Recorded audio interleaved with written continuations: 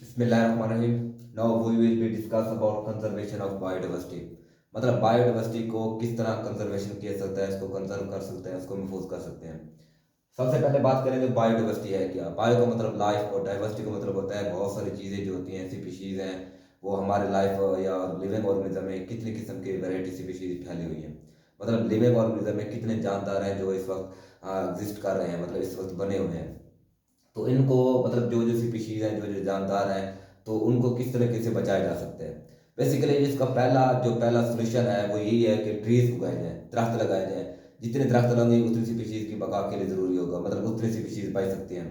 अगर जब ट्रीज ही नहीं होंगे तो माहौल में क्या होगा, कार्बन डाइऑक्साइड पैदा हो जाएगी और जिससे लिविंग ऑर्गेनिज्म को भी खतरा है, जानदारों को भी, प्लांट्स को भी, उसके अलावा जानवरों को भी बहुत सारे इसके खतरात होंगे। तो अगर दरख्त ही नहीं होंगे तो ऑक्सीजन भी पैदा नहीं होगी, जब ऑक्सीजन नहीं होगी तो फिर लाइफ डेथ होने के चांसेस ज़्यादा होते हैं।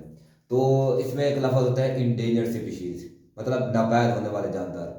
नापैद बिल्कुल ऐसे होते हैं जो जानदार, जो जानवर जो होते हैं, जो एनिमल्स होते हैं बिल्कुल एंड पे आ गए हो, मतलब अब बिल्कुल उनकी डेथ होने वाली हो, ऐसे जानवर जिनकी अब सिरे से ही बिल्कुल उसकी ग्रो ना हो रही हो, उसको कहते हैं endangered species. For example Pakistan में बहुत सारे हैं, जैसे लायन है, टाइगर है, भेड़िए वगैरह है, ये इतने किसी ये ऐसे होते हैं जिनको आप इंडेंजर्ड स्पीशीज कहा जाता है। मतलब बिल्कुल इसकी जो स्पीशीज है वो खत्म होने वाली है, मतलब बिल्कुल एंड पे आ चुके हैं, मरने वाले हैं, इनकी डेथ होने वाली है, उसको कहते हैं इंडेंजर्ड स्पीशीज।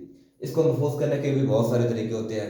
पहला तरीका तो यही होता है कि जनाब इसको ट्रीज लगाए जाए ताकि इनकी जो कंजर्वेटिव है जिसको महफूज किया जा सके। अगर आप बात करें तो 10,000 साल पहले, 10,000 साल पहले आज से, तो उस वक्त जो लोगों की तादाद थी वो सिर्फ 50 लाख थी, सिर्फ 50 लाख। और आज अगर हम देखें तो 7 अरब से भी आबादी तजावज़ कर गई है। लेकिन इसके साथ ज़रूरी ये है कि बायोडाइवर्सिटी को महफूज किया जा सके। अगर मिसाल के तौर पर बायोडाइवर्सिटी को महफूज नहीं कर सकते तो खुराक की किल्लत होगी। तो जब खुराक ही नहीं होगी तो फिर इंसानों को क्या होगा, वो उनकी डेथ होनी शुरू हो जाएगी। तो इसलिए बायोडाइवर्सिटी को जो है वो उसको महफूज किया जा सके। फॉर एग्जाम्पल हम एक ले लें स्टार फिश। स्टार फिश जो है वो घोंघे वगैरह को खाती है, जिसको मोलस्किस कहते हैं। वो दरियाओं में या नदी नालों में या समुद्रों में क्या होता है, स्टार फिश होती है, वो क्या करती हैं, वो उस घोंघे वगैरह को खाती है ताकि इंसेक्ट अशरात को बचाया जा सके। अगर आप उस स्टार फिश को ही ख़त्म कर दें या उसकी स्पीशीज ही नपैद हो चुकी है या अगर वो ख़त्म हो जाए तो फिर क्या होगा, वो इंसेक्ट अशरात भी मर जाएंगे।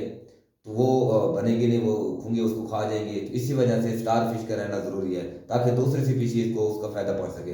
अब स्टार फिश को अगर हम ख़त्म कर देंगे तो बाकी जो स्पीशीज़ है उनको भी खतरात होंगे। अब एक दरख्त है,